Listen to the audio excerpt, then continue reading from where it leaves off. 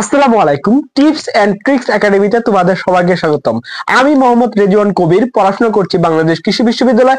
আজকে যে বিষয়টা নিয়ে আমার এই টিউটোরিয়ালটা বানানো, সেটা হচ্ছে তোমাদের এইচএসসি গুণগত রসায়ন যে চ্যাপ্টারটা আছে, সেখানে দেখবা বুর পরমাণু মডেল অনুসারে ইলেকট্রনের ব্যাক, ইলেকট্রনের ব্যাসার্ধ এবং ইলেকট্রনের শক্তি, এই তিনটা জিনিস থেকেই প্রত্যেক ইউনিভার্সিটিতে কোশ্চেন আসে। অনেকে এটা স্কিপ করে, কারণ এটা অনেকে লং প্রসেস মনে করে। আজকে আমি তোমাদের শর্ট এবং ট্রিকি ওয়েতে দেখাবো কিভাবে দেখার সাথে সাথে তুমি বলতে পারবা যে অঙ্ক করা ছাড়াই তুমি বলতে পারবে যে এটার ব্যাক কত হতে পারে, এটার ব্যাসার্ধ কত হতে পারে, এটার শক্তি কত হতে পারে। এই জিনিসগুলো তোমরা এই ভিডিওর মাধ্যমে আশা করি ক্লিয়ার বা পরিষ্কার ধারণা পেয়ে যাবা, আর কোনোদিন ভুল হবে না, এটা আমি তোমাদেরকে নিশ্চয়তা দিতে পারি। তো বেশি দেরি না করে চলো শুরু করা যাক। আশা করি তোমরা শুরু থেকে শেষ পর্যন্ত খুবই খুবই মনোযোগ সহকারে ভিডিওটা দেখবা। তো চলো আমরা শুরু করি। প্রথমে তোমরা বুর পরমাণু মডেল যেটা আছে সেখানে দেখবা বুর পরমাণু মডেল আবিষ্কৃত হয় কত, 1913 সালে, আর রাদারফোর্ড হচ্ছে 1911 সালে। বুর পরমাণু মডেল তোমরা দেখবা আসলে বুর পরমাণু মডেল হচ্ছে তোমাদের কি হাইড্রোজেন পরমাণু মডেল, বা এইখানে তোমরা অনলি এক ইলেকট্রন বিশিষ্ট যে পরমাণুগুলো আছে এগুলো নিয়ে এখানে আলোচনা দেখতে পাবা। বুর পরমাণু কিন্তু একাধিক ইলেকট্রনের ক্ষেত্রে শক্তি স্তর কি হবে, শক্তি কত হবে, ব্যাসার্ধ কত হবে, এর আকারটা কিরকম হবে, শক্তি শোষণ বিকিরণ, এগুলা কোনো কথাই তিনি বলতে পারেননি। এটা হচ্ছে বুর পরমাণু মডেল। তো আজকে আমি তোমাদের বুর পরমাণু মডেল অনুসারে হাইড্রোজেনের যে ব্যাসার্ধ আছে, ব্যাগ আছে, শক্তি আছে, সেটাও নির্ণয় করে দেখাবো খুব শর্ট উপায়ে। আর তোমাদের দেখাবো যে হাইড্রোজেন ব্যতীত অন্য যে মৌলগুলো আছে সেগুলোতে কিভাবে ব্যাসার্ধ ব্যাগ নির্ণয় করা যায় সেটা আমি তোমাদের দেখাবো। তার আগে ফার্স্ট অফ অল তোমাদেরকে বুর পরমাণু তিনটা স্বীকার্য, একটা স্বীকার্যকে আমাদের ওইখান থেকে কাউন্ট করতে হবে। প্রথম যে স্বীকার্য আছে সেটা হচ্ছে তোমাদের যে ইলেকট্রনের যে ভরবেগ আছে, এই ভরবেগ, কৌণিক ভরবেগের যে সূত্র আছে সেটা। ইলেকট্রনের কৌণিক ভরবেগ কি হবে বলতো, mv/r = nh/2π। এটা কিন্তু বুর পরমাণুর যে মডেলটা আছে এই মডেলের প্রথম যে স্বীকার্য আছে সেটা। অনেকে এটাকে দ্বিতীয় সূত্র ভাবে, প্রথম সূত্রকে বলা হয় কক্ষপথের সূত্র, এটা অনেকেই বলে, কিন্তু না। ফিজিক্সে তোমরা দেখবা যে বুর পরমাণু মডেলের স্বীকার্য প্রথম যে স্বীকার্য আছে সেটা হচ্ছে তোমাদের ইলেকট্রনের কৌণিক ভরবেগের স্বীকার্য, সেটা হচ্ছে বুর পরমাণু মডেল। ওকে, তাহলে দেখো আমরা তাহলে দেখবো কিছু বুর পরমাণু মডেলের ক্ষেত্রে ইলেকট্রনের ব্যাসার্ধ, ইলেকট্রনের ব্যাগ এবং ইলেকট্রনের শক্তি নির্ণয়ের ক্ষেত্রে কয়েকটা জিনিস আগে জানবো। যেমন সিজিএস এককে এবং এসআই এককে দুইটা জিনিস তোমাদেরকে আগে জানতে হবে। প্রথমে তোমাদের দেখবা এই জিনিসগুলোতে কি কি জিনিস লাগবে, এইখানে কি কি জিনিস লাগবে সেটা তোমাকে আমি আগে দেখাবো। প্রথমে ফার্স্ট অফ অল তোমাদের আমি দেখাবো যে এখানে দেখবা, এখানে এন সমান সমান কি হইতে পারে, এখানে তোমরা এইচ পাবা, এন পাবা কি, এন সমান সমান হচ্ছে কি প্রধান শক্তি স্তর। এন সমান সমান কি, আমি পরিচয় লিখে দিয়েছি কারণ এর পরবর্তীতে এই জিনিসগুলো আসবে। এন সমান হচ্ছে কি প্রধান শক্তি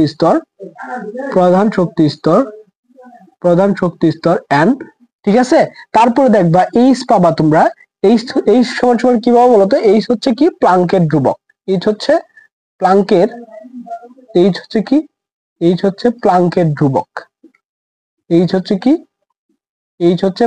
ধ্রুবক, ঠিক আছে। এইচ হচ্ছে প্লাঙ্কের ধ্রুবক।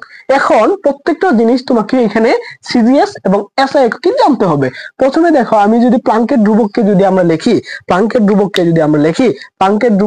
আমরা সি জি এস এককে, সিজিএস এককে যে প্লাঙ্কের ধ্রুবক আছে এর মান কত, 6.626 ইন্টু 6.626 ইন্টু 10⁻27 আর্গ সেকেন্ড। এটা হচ্ছে সিজিএস এককে।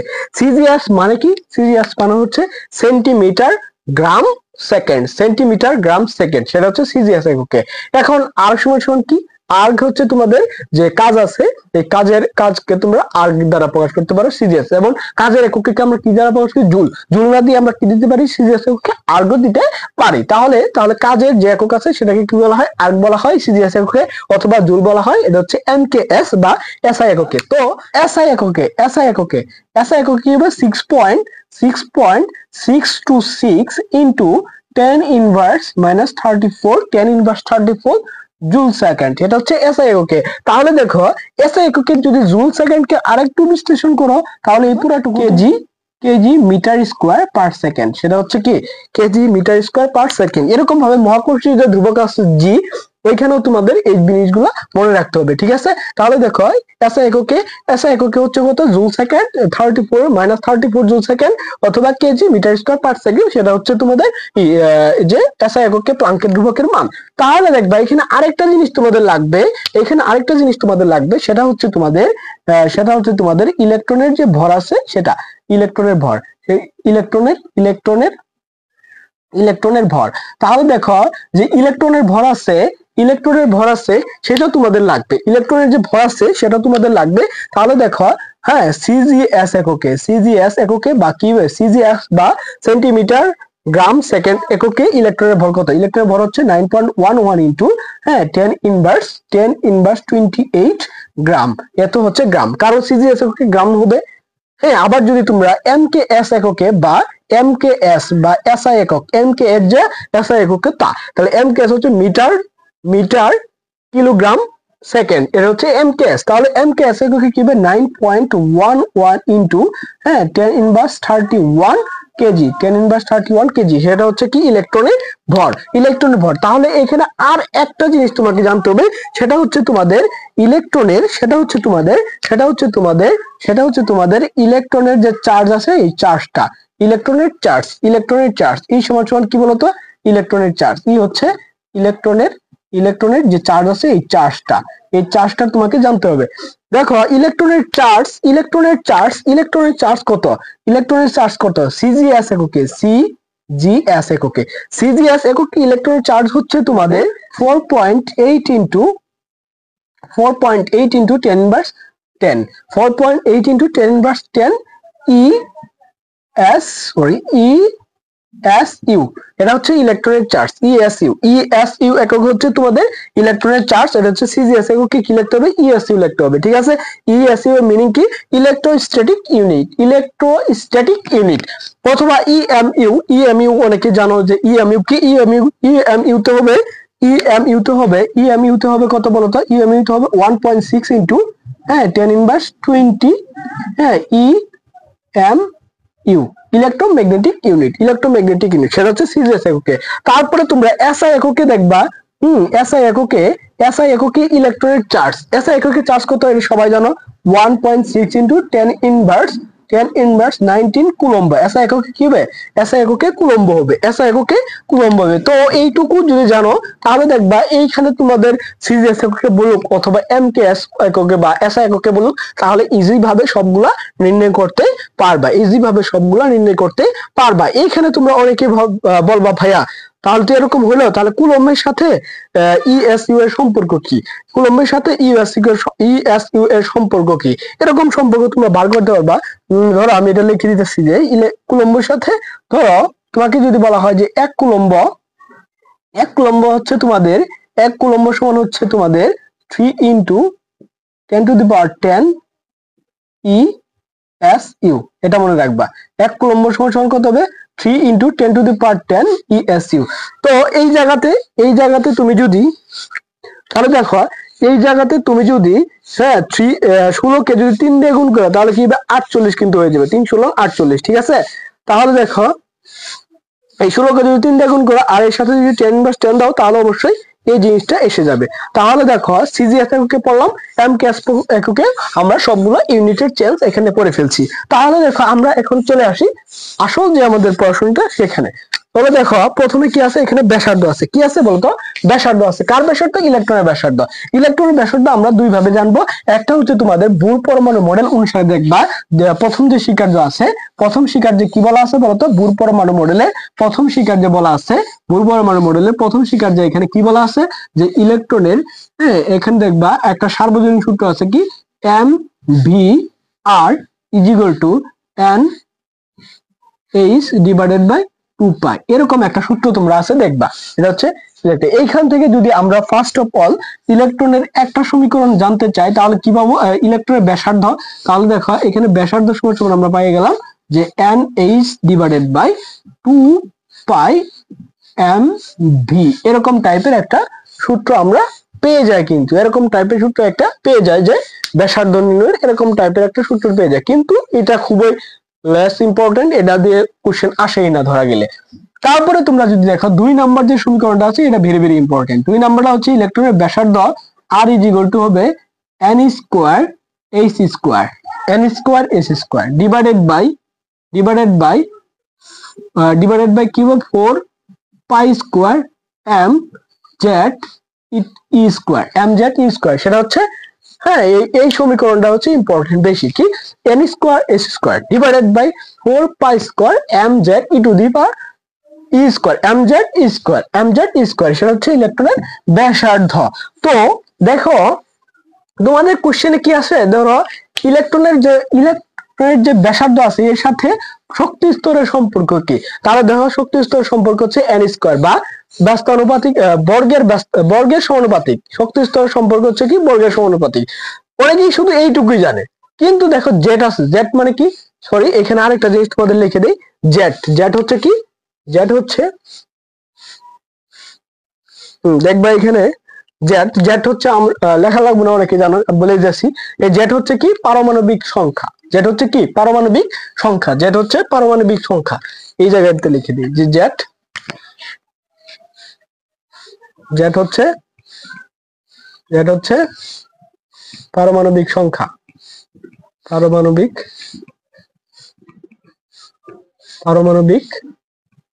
সংখ্যা। তাহলে এই জেডটাকে কি বলবো আমরা, জেডটাকে বলবো যে পারমাণবিক সংখ্যা। তাহলে দেখো, তাহলে এখানে আমরা আলটিমেটলি ধ্রুবক জিনিসগুলো আলাদা করে ফেলাই। হ্যাঁ দেখো ধ্রুবক জিনিসগুলোকে যদি আলাদা করি তাহলে দেখবা এখানে এইচ স্কোয়ারটা ধ্রুবক, তারপরে দেখবা পাই 4 পাই স্কোয়ার, এমটাও ধ্রুবক, ই স্কোয়ারও ধ্রুবক, ইন্টু কি পাবা তোমরা, হ্যাঁ N square divided by Z, এই জিনিসটা পাবা। তাহলে দেখো এইটুকু, এখন দেখো এর মান যদি আমরা এইটুকু সিজিএস এককে বসাই বা এসআই এককে বসাই, এইচ স্কোয়ারের মান, এইচ এর মান, তারপরে এম এর মান, এর মান আমরা যে কোনো এককে বসাই না কেন, এর মান কত পাবো বলতো, আমরা এর মান পাবো 0.53 অ্যাংস্ট্রম, এত পাবো। এর সাথে কি আছে বলতো, এর সাথে আছে তোমাদের N square divided by Z, এটা হচ্ছে টোটাল আলটিমেটলি আমাদের কাঙ্ক্ষিত যে ফলাফলটা আছে, আমাদের কাঙ্ক্ষিত ফলাফলটা হচ্ছে এইটুকু, যেটাই আমাদের মনে রাখতে হবে যে কি, তাহলে ইলেকট্রনের ব্যাসার্ধ নির্ণয়ের ক্ষেত্রে আমরা একটা সূত্র পেয়ে গেলাম যে 0.53 angstrom into N square divided by S square. অনেকে এই জেড যে N square divided by Z, এই জেডটা আছে, অনেকে এই জেডটা স্কিপ করে, জেডটা মনে রাখে না বা জেডটাকে কোনো কাজে লাগবে এরকম মনে করে, কিন্তু এই জেডটা তোমাকে কাজে লাগাইতে হবে, জেডটাকে মনে রাখতে হবে যে কি জেড ব্যস্তানুপাতিক ভাবে আছে, ঠিক আছে। তারপরে দেখো ইলেকট্রনের ব্যাগ নির্ণয় আমরা একটা পড়ে ফেলছি, তারপরে দেখবো, তাহলে দেখবা যত উপায়ে যে ব্যাসার্ধ আছে এটা কিন্তু আমরা এর বাইরে কোনো নাই। যদি তোমাকে ইলেকট্রনের ব্যাসার্ধের ক্ষেত্রে যদি তোমাকে বলে দেয় যে ইলেকট্রনের ভর আছে এবং ব্যাগ আছে, তাহলে তুমি এই উপায়ে ব্যাসার্ধ নির্ণয় করবা। আর যদি তোমাকে বলে ইলেকট্রনের ব্যাগ নাই, দেখো এখানে কোনো ব্যাগ খুঁজে পাইতেছো না তুমি, এখানে কোনো ব্যাগ নাই, ইলেকট্রনের চার্জ দিয়ে আর ইলেকট্রনের ভর দিয়ে আর প্লাঙ্কের ধ্রুবক দিয়ে তোমরা এই ইলেকট্রনের যে ব্যাসার্ধ আছে সেটা কিন্তু নির্ণয় করতে পারতেছো। তাহলে দেখো আমরা দ্বিতীয় নাম্বার ক্ষেত্রে ব্যাগ যাব। আমরা এগুলা পড়ার পর অবশ্যই ইউনিভার্সিটিতে আসা তোমাদের হাজারি স্যারের যে বই আছে, এই বইয়ে থাকা বিভিন্ন কোশ্চেন আমরা সলভ করব। তো দেখো পরেরটা দেখি আমরা, ইলেকট্রনের ব্যাগ নির্ণয়। তো ব্যাগ নির্ণয় দেখো, আমরা যে সার্বজনীন যে সূত্রটা পড়ছি যে দ্বিতীয় ইলেকট্রনের বুট পরমাণু মডেল অনুসারে n is divided by 2 pi, এখানে দেখো এখান থেকেও কিন্তু আমরা এক নম্বর সমীকরণ দিয়ে ব্যাগ নির্ণয় করতে পারি। ব্যাগ ভি সমান কি পাই আমরা, n is divided by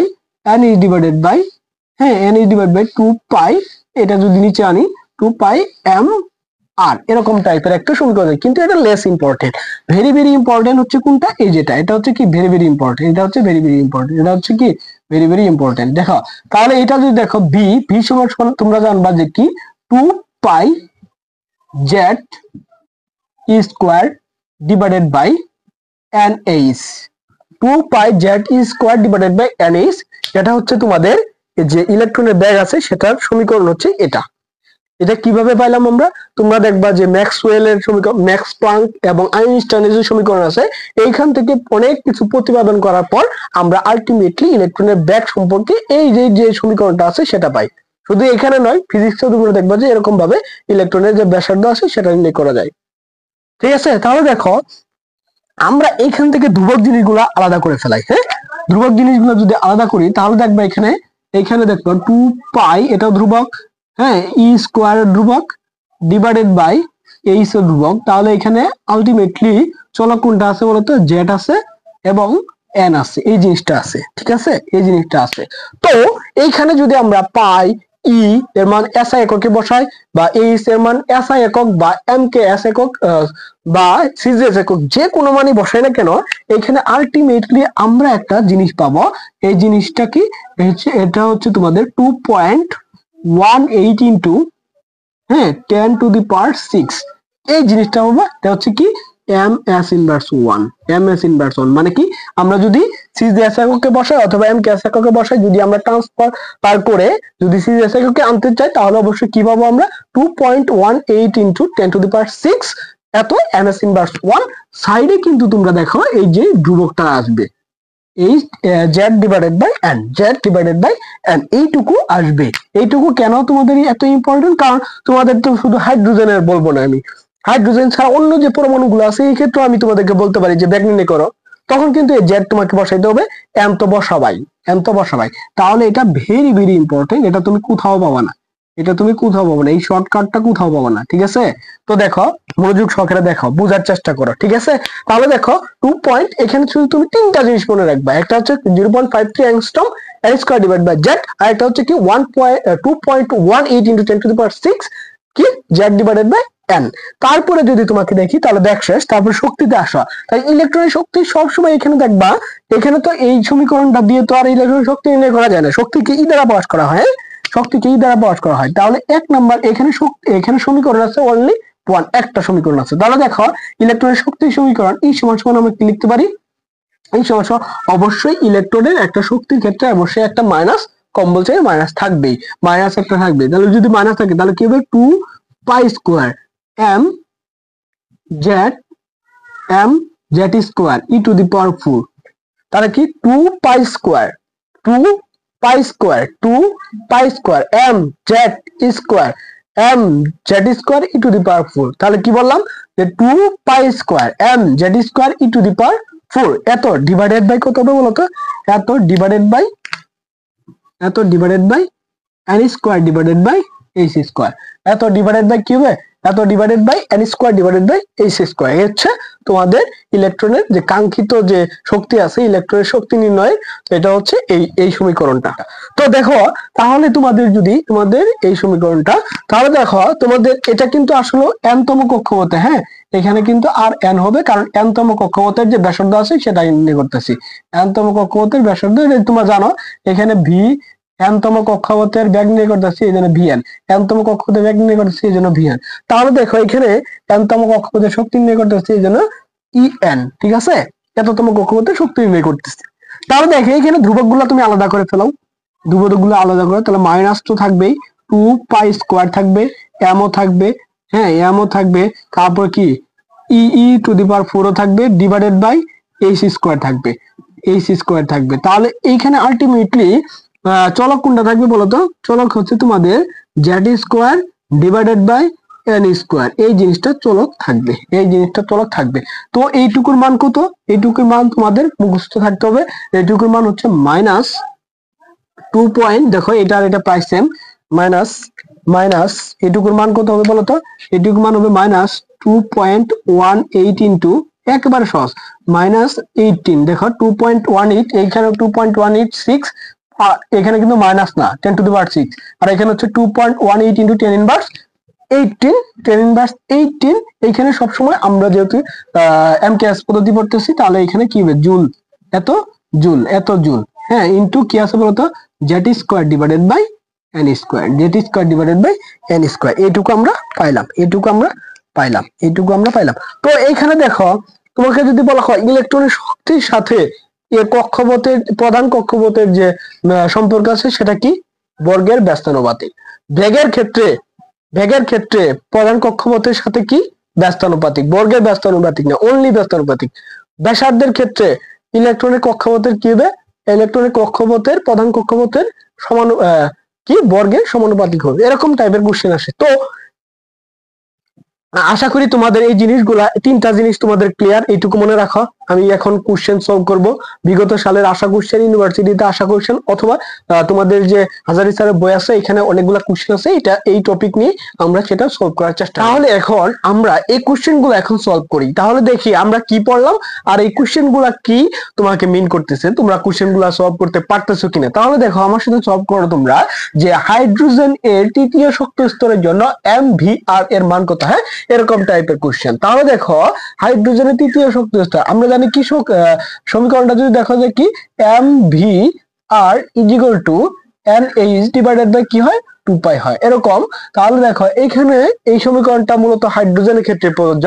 এখানে দেখবা তোমাদের হাইড্রোজেন এর ক্ষেত্রে তৃতীয় শক্তি স্তর, তার মানে n এর মান কত হয়ে যাচ্ছে বলতে, এই n এর মানটা 3 বসাবা। 3 যদি বসাও তাহলে কি হবে 3h ডিভাইডেড বাই 2 পাই। তাহলে প্রথমটা উত্তর হবে কি 3h ডিভাইডেড বাই 2 পাই। দেখো 3h ডিভাইডেড বাই 2 পাই কোথায় আছে, এই যে দেখো 3h ডিভাইডেড বাই 2 পাই। তার মানে আলটিমেটলি ফার্স্ট যে আমাদের কোশ্চেনটা আছে সেটার আনসার হচ্ছে কি 3h ডিভাইডেড বাই 2 পাই। তারপরেটা দেখো রাজশাহী ইউনিভার্সিটিতে আসা যে কৌণিক ভরবেগের সমীকরণ কোনটা, আমরা জানি কি কৌণিক ভরবেগ কি MVR is equal to NH divided by 2 pi. এর একবারে ডাইরেক্ট যে সে সূত্রটা আছে, সমীকরণটা আছে সেটাই চাইছে, হ্যাঁ। তাহলে উত্তর কোনটা হইতে পারে বলতো, হ্যাঁ 2 নাম্বারটা, হ্যাঁ MVR is equal to NH divided by 2 pi. MVR is equal to NH divided by 2 pi. তারপরে দেখো যে কি বলছে, হাইড্রোজেন পরমাণু দ্বিতীয় বুর কক্ষপথের ব্যাসার্ধ কত, হ্যাঁ এটা হাইড্রোজেন পরমাণু দ্বিতীয় বুর কক্ষপথের ব্যাসার্ধ কত। তাহলে এখানে দেখো n সমান সমান কি, এটা দ্বিতীয় কক্ষপথ, তার মানে n সমান সমান হচ্ছে 2, দ্বিতীয় কক্ষপথের ব্যাসার্ধ কত, আর z সমান সমান হচ্ছে 1। অবশ্যই জেডটা তোমরা কাউন্টে আনবা, 1 হোক অথবা 1 এর বেশি। যদি হিলিয়াম লিথিয়াম বা অন্য কোনো কিছু বলতো তাহলে যেটার মান তো ভিন্ন হইতো, ঠিক আছে। এই জন্য জেডটা এখানে কাউন্ট করবা। তাহলে দেখো আমরা যদি হাইড্রোজেন পরমাণু দ্বিতীয় বুর কক্ষপথের ব্যাসার্ধ নির্ণয় করি, তাহলে আমরা Rn ইজ ইকুয়াল টু কি পাবো বলতো, Rn ইজ ইকুয়াল টু পাবো, আমরা জানি Rn ইজ ইকুয়াল টু জানি n square s square divided by 4 pi square m z E square. এটা হচ্ছে আমাদের মেইন সমীকরণটা। তাহলে দেখো এইখানে আমাদের কি বলছে, n এর মান 2 এবং z এর মান হচ্ছে 1, n এর মান 2 এবং z এর মান হচ্ছে 1। তাহলে দেখো s square divided by 4 pi square m E square, হ্যাঁ এইটুকু আলাদা করলা, তারপরে দিলা n square divided by z, এইটুকু দিলা, হ্যাঁ। তাহলে তোমাদের যদি বলি যে এইটুকুর মান কত, আমি তোমাদেরকে বলছিলাম এইটুকুর মান হচ্ছে কি 0.53 অ্যাংস্ট্রম, হ্যাঁ এইটুকু মান দিয়েছে। আমি কিন্তু তোমাদের এইটুকু বাড়তি দেখাইলাম, আমি ডাইরেক্ট এই সমীকরণটা লিখতে পারতাম যে কি 0.53 angstrom into n square divided by z। তাহলে দেখো 0.53 মানে কি 0.53 অ্যাংস্ট্রম, 0.53 অ্যাংস্ট্রম মানে হচ্ছে 10 inverse 10 is equal two n এর মান হচ্ছে কত 2, 2 দুগুণে কত হচ্ছে 4 ডিভাইড বাই z এর মান হচ্ছে 1। তাহলে দেখো আলটিমেটলি একে যদি 4 দিয়ে গুণ করি তাহলে আমরা, এটা কিন্তু মিটারে আসলো কারণ 10 ইনভার্স 10 মিটার, ঠিক আছে। এটাকে যদি 4 দিয়ে গুণ করলে আলটিমেটলি আমরা এই দ্বিতীয় বুর কক্ষপথের ব্যাসার্ধটা আমাদের নির্ণয় হয়ে যাবে। তাহলে দেখো এখানে 4 দিয়ে গুণ করলে কত হয়ে যাচ্ছে বলতো, কত হবে বলতো, 3 4 12, 2 হাতে হচ্ছে 1, তারপর কি, তারপর হচ্ছে 20 আর 1 হচ্ছে 21, তাহলে 212, ঠিক আছে। 212 1 2 2 ঘরে দশমিক আসলে এই যে আমি দশমিক দিয়ে নিলাম। তারপরে দেখো তারপরে কি আছে 10 ইনভার্স 10 এত মিটার, এটা হচ্ছে কি অ্যান্সার। তাহলে হাইড্রোজেনের দ্বিতীয় বুর কক্ষপথের ব্যাসার্ধ হচ্ছে কত, দ্বিতীয় বুর কক্ষপথের ব্যাসার্ধ হচ্ছে 2.12 into 10 to the power 10 inverse 10 metre, ঠিক আছে ওকে। তারপরে দেখো তৃতীয় নাম্বারটা দেখো, তৃতীয় নাম্বারটা কি বলছি, লিথিয়াম পরমাণু দ্বিতীয় বুর কক্ষপথের ব্যাসার্ধ কত, হ্যাঁ লিথিয়াম পরমাণু দ্বিতীয় কক্ষপথের ইলেকট্রনের ব্যাসার্ধ কত। তাহলে দেখো এখানে দেখো যে এইখানে যদি তোমাদের বলি যে এখানে n সমান সমান অবশ্যই তোমরা বলবা 2, n সমান সমান 2, আর যদি z সমান সমান বলি z সমান সমান লিথিয়ামের z কত, লিথিয়াম হাইড্রোজেন হিলিয়াম লিথিয়াম হচ্ছে 3, কারণ এখানে পারমাণবিক সংখ্যা, যেটা হচ্ছে পারমাণবিক সংখ্যা হচ্ছে কত 3। তাহলে 3 যদি হয় তাহলে ব্যাসার্ধ যদি তোমাকে নির্ণয় করতে বলে যে Rn ইজ ইকুয়াল টু আমরা কি জানি 0.53 angstrom into n square divided by z, এইটুকু আমরা জানি, হ্যাঁ এইটুকু যদি জানি তোমাকে বলছে যে R2 লিথিয়ামের 0.53 ইন অ্যাংস্ট্রম বসাই দাও, অ্যাংস্ট্রম মানে কি 10 ইনভার্স 10 মিটার ইনটু, এখন দেখো n এর মান কত যেহেতু দ্বিতীয় কক্ষপথ তার মানে n এর মান হচ্ছে 2, তার মানে 2 দুগুণে 4, 2 এর উপর স্কয়ার মানে কি 4, যেটার মান কত 3, তাহলে ডিভাইডেড বাই 3। তাহলে আলটিমেটলি দেখো এটাকে প্রথমে 4 দিয়ে গুণ করো, পরে 3 দিয়ে ভাগ করে দিবা, ঠিক আছে। 4 দিয়ে গুণ করলে আমরা দেখলাম যে 2.12 ইনটু 10 এটা হয়, হ্যাঁ, ডিভাইডেড বাই কত হয় বলতো 3। তাহলে দেখো এখন তোমাকে হাতে ক্যালকুলেশনে বসাইতে হবে। দেখো 2 কে কিন্তু 3 দিয়ে ভাগ করতে পারবা না, হ্যাঁ। 2 কে যদি না পারো তাহলে দেখো 2 এর পরে কি আছে 1 আছে, তাহলে দুইটা মিলাও, তাহলে 21 হয়ে গেল। 21 কিন্তু তুমি চাইলে 3 দিয়ে ভাগ করতে পারো। তাহলে এখানে কি করবা, দশমিককে 1 ঘর ডানে সরাবা। তাহলে দশমিককে যদি 1 ঘর ডানে সরাও তাহলে এখানে হইলো 21.2 ইনটু দশমিককে 1 ঘর ডানে সরাইলে তুমি ইনভার্স থাকলে একে কি করতে হবে, এক ঘর বাড়াইতে হবে। ইনভার্স থাকলে একে কি করতে হবে, এক বাড়াইতে হবে, ঠিক আছে। কারণ কি এখানে দশমিকের আগে অনলি 2 ছিল শুধুমাত্র, তাহলে দশমিকের আগে 2 ছিল, এখানে তুমি কি করতেছো 2 থেকে 21 করতেছো, মানে বাড়াইতেছো। তাহলে দশমিকের পরে বা ইনটু দিয়ে যা থাকবে 10 টু দি পাওয়ার কি হবে, অত কমবে। দেখো দশমিকের পরে তুমি 1 ঘর নিছো, নিয়ে বাড়াইতেছো বিষয়টা। তাহলে দেখো যে 10 টু দি পাওয়ার যা থাকবে তার থেকে কি হবে, 1 কমবে। মানে দশমিকের আগে তুমি বাড়াইতেছো 10 টু দি পাওয়ার, তাহলে কি হবে, 1 কমবে, ঠিক আছে। আলটিমেটলি দুইটা কি সমান হইতে হবে, এই জন্য এইটা। তাহলে তো তুমি কি করবা, 3 দিয়ে ভাগ করে দিবা। তাহলে 3 দিয়ে যদি ভাগ করো 21 কে যদি কি দিয়ে ভাগ করো, 3 দিয়ে ভাগ করো, 7 বার যাবে। কতবার যাবে, 7 বার, 3 সাথে 21। আবার দেখবা 21 তো গেল, তারপর থাকলো 2 এর মধ্যে তো যায় না, তার মানে আরেকটা শূন্য এক্সট্রা আনতে হবে। তার মানে কি হলো, এখানে আরেকটা শূন্য বলবে, তারপরে 20 হবে। 20 হলে কতবার যাবে, 6 বার যাবে। 3 6 18, এরকম ভাবে তোমরা করবা। এখানে কিন্তু আমরা আলটিমেটলি দশমিকের জায়গা চেঞ্জ করি নাই, এই জন্য আমাদের ইনভার্সটাও কি হবে, চেঞ্জ হবে না, এত মিটার। আর আমি আশা করি যে তোমরা এই জিনিসটা বুঝতে পারছো। তাহলে দেখো শেষ, আমরা লিথিয়াম পরমাণুর দ্বিতীয় বুল কক্ষপথের ব্যাসার্ধ আশা করি শেষ। তারপরে দেখো হাইড্রোজেন পরমাণু চতুর্থ কক্ষপথে ইলেকট্রনের গতিবেগ কত। এখানে কি চাইছে, গতিবেগ মানে কি চাইছে, ভি চাইছে। আমরা ভি সমান সমান ডিরেক্ট পড়ছিলাম কি 2.18 into 10 two the power 6 ms inverse 1 into আমরা পড়ছি জেড ডিভাইডেড বাই n, এটা আমরা পড়ছি, হ্যাঁ। তাহলে দেখো এখানে কি বলছে যে হাইড্রোজেন পরমাণু চতুর্থ কক্ষপথে, এটা হচ্ছে VN পড়ছি। তাহলে V4 চতুর্থ কক্ষপথে হাইড্রোজেন পরমাণু, মানে জেড সমান কত, এখানে জেড সমান 1, n সমান হচ্ছে কত 4, এটাই তো আমরা জানি। তাহলে দেখো এইখানে আমরা 2.18 into 10 two the power 6 into দেখো কি আছে এখানে বলতো, এখানে জেড এর মান হচ্ছে 1, যেহেতু এটা হাইড্রোজেন। এন এর মান কত হচ্ছে, এর মান হচ্ছে চতুর্থ কক্ষপথ, তার মানে এর মান হচ্ছে 4। তাহলে আলটিমেটলি এই জিনিসটাকে মানে 2.18 কে 4 দিয়ে ভাগ করে দিলেই এটা পাওয়া যাবে। দেখো 2 কে কিন্তু 4 দিয়ে ভাগ করা যায় না, এই জন্য কি করবা, দশমিককে 1 ঘর ডানে নিবা। দশমিককে যদি 1 ঘর ডানে নাও তাহলে কত হবে, 21.8 এরকম হইতেছে ইনটু 10 টু দি পাওয়ার। এখন দেখো দশমিকে কি করছি, আমি 1 ঘর ডানে নিয়েছি। 1 ঘর ডানে নেওয়াতে কি হয়েছে বলতো, দশমিকের আগে এই জিনিসটা বড় 2 আসলে এখন 21 হয়ে গেছে, মানে বড় হয়ে গেছে। তাহলে দশমিকের আগে যদি তুমি বড় করো তাহলে 10 টু দি পাওয়ার কি করতে হবে, ছোট করতে হবে। 10 টু দি পাওয়ার যদি ছোট করো তাহলে কি হবে, 6 আছে। কয় ঘর আমরা নিছি, 1 ঘর ছোট করতে হবে, কারণ 1 ঘর আমরা নিছি। 1 ঘর যদি ছোট করি তাহলে কত হবে, 10 টু দি পাওয়ার 5, এত, ঠিক আছে। এত ডিভাইডেড বাই কত হবে 4। তাহলে তো যদি ভাগ করা তাহলে কত হবে বলতো, 4 21 এর মধ্যে কয়বার যাবে, অনলি 5 বার যাবে।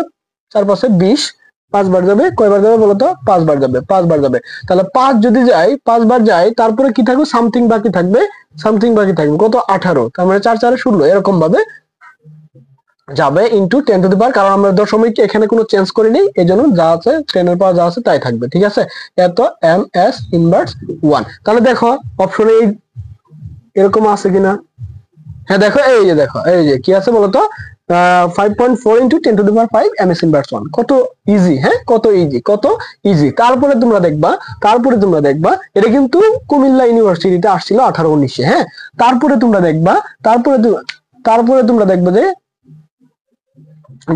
দেখবা যে হাইড্রোজেন পরমাণুর প্রথম কক্ষপথে ইলেকট্রনের শক্তি E1 হলে তৃতীয় কক্ষপথের শক্তি কত। তাহলে দেখো হাইড্রোজেন যে পরমাণু আছে, কি পরমাণু বলতো, হাইড্রোজেন পরমাণুর ক্ষেত্রে কি বলছে, হাইড্রোজেন পরমাণুর ক্ষেত্রে জেড সমান হচ্ছে 1 এবং এখানে বলছে প্রথম কক্ষপথের, তার মানে n সমান সমান এখানে 1 হইতেছে, ঠিক আছে, n সমান সমান এখানে 1 হইতেছে। প্রথম কক্ষপথের শক্তি যদি E1 হয়, তাহলে প্রথম কক্ষপথের শক্তি আমরা বাই করি যে En সমান সমান আমরা কি জানি, En সমান সমান আমরা জানি, En সমান সমান জানি -2 pi square m z square e to the power 4, এটা আমরা জানি, divided by n square h square, এই জিনিসটা আমরা জানি। হ্যাঁ, তাহলে হাইড্রোজেনের ক্ষেত্রে আমরা E1 এর মান বের করতেছি। E1 এর মান বের করলে চলো 2 পাই, এগুলা pi square constant, into m এটাও constant, into e to the power 4 এটাও কি কনস্ট্যান্ট। খালি e এর মধ্যে কি আছে, চলকের মধ্যে আছে তোমাদের z স্কয়ার, ঠিক আছে, ডিভাইডেড বাই কত আছে বলতো, ডিভাইডেড বাই আছে h square, h square n square, h square, তারপর কি আছে বলতো n স্কয়ার, এইটুকুই আছে। হ্যাঁ, h স্কয়ার n স্কয়ার। তাহলে দেখো যে আলটিমেটলি এইটুকুর মান কি একটা ধ্রুবক মান, এইটুকুর মান কি একটা ধ্রুবক মান। এইখানে যদি তুমি, হ্যাঁ, এইখানে যদি E1, তার মানে n এর মান এখানে কত বসাবা বলতো, n এর মান 1 বসাবা, n এর মান কত বসাবা 1 বসাবা। আবার জেড এর মান কত, আমি বলছিলাম হাইড্রোজেনের ক্ষেত্রে জেড এর মান 1, জেড স্কয়ার, 1 স্কয়ার মানে কি এখানে 1, তাহলে আলটিমেটলি 1 1 কি যায়, 1 1 কাটা যায়, মানে 1 দিয়ে যে কোনো কিছু গুণ করলে 1ই হয়। তাহলে আলটিমেটলি এখানে আমরা কি পাইলাম, E1 এর মান দাঁড়াইলো, E1 এর মান দাঁড়ালো এইটুকু। E1 এর মান কোনটুকু দাঁড়ালো বলতো, 2 pi square m e to the power 4 divided by h square, এটা হচ্ছে E1 এর মান। এটা আমরা পরবর্তীতে এই E1 টা আমরা রিপ্লেস করব। আমরা তোমাদেরকে দেখাবো যে হাইড্রোজেন মৌল কিন্তু একটাই আছে, তার মানে এটা হাইড্রোজেনই থাকবে, z সমান সমান 1ই হবে, n সমান সমান 1ই হবে। হ্যাঁ, ইলেকট্রনের তৃতীয় কক্ষপথ, এই হাইড্রোজেনেরই তৃতীয় কক্ষপথের শক্তি কত, তাহলে দেখো এখানে যদি আমরা E3 লিখি, তৃতীয় কক্ষপথের শক্তি আমরা যদি বের করি, তাহলে দেখো আমরা 2 পাই স্কয়ার, এটা যেমন আছে আমরা রাখবো m, হ্যাঁ m, তারপরে কি e টু দি পাওয়ার 4, এটুকু যেমন আছে ওরকমই রাখবো, ডিভাইডেড বাই h স্কয়ার। তারপরে আমরা কি জানি বলতো, তারপরে আমরা জানি যে কি z square divided by n square, এইটুকু আমরা জানি। হ্যাঁ, তাহলে এখানে এর মান আমরা কত বসাবো বলতো, n এর মান কত বসাবো, n এর মানটা 3 বসাবো। 3 যদি বসাই তাহলে 3 এর উপরে স্কয়ার, আর 1 যদি বসাই তাহলে 1 এর উপরে স্কয়ার, 1 এর উপরে স্কয়ার। আলটিমেটলি কি হইতেছে বলতো, এই যে এইটুকুর মান দেখো তো, এইটুকু -2 pi square m e to the power 4 divided by h square, এইটুকু আর এইটুকু সেম, তার মানে এইটুকুকে আমরা রিপ্লেস করে E1 এর মান আমরা বলতে পারি। হ্যাঁ, ইনটু দেখো 1 আছে উপরে, নিচে কি আছে 9, 3 থেকে 9, 9 আছে, তার মানে কি আমাদের আলটিমেটলি অ্যান্সার হবে E1 ইনটু 1 ডিভাইডেড বাই 9 বা E1 ডিভাইডেড বাই 9। দেখো এটা কোথায় আছে, এই দেখো E1 ডিভাইডেড বাই 9 এটা আছে, কত ইজি। হ্যাঁ, তারপরে দেখো তারপরে কি বলছে, তারপরটা বিরাট টিকি ম্যাথ আমি দিচ্ছি তোমাদের। দেখো হাইড্রোজেন পরমাণু প্রথম কক্ষপথের ইলেকট্রনের শক্তি E1 হলে লিথিয়ামের তৃতীয় কক্ষপথের শক্তি কত। তাহলে দেখো হাইড্রোজেন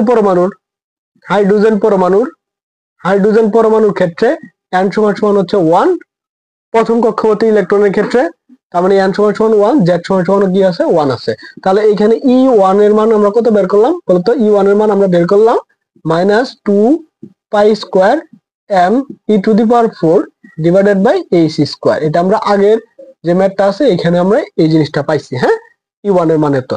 তারপরে কি বলছে যে লিথিয়ামের তৃতীয় কক্ষপথে ইলেকট্রনের শক্তি কত। তাহলে লিথিয়াম দেখো, লিথিয়ামের ক্ষেত্রে n সমান সমান হচ্ছে 3, কারণ তৃতীয় কক্ষপথ বলছে, এবং n সমান সমান যদি 3 হয় z সমান সমান কত হবে, z সমান সমান আমি 3 দিছি, z সমান সমান কি দিছি আমি 3 লিখছি, ঠিক আছে।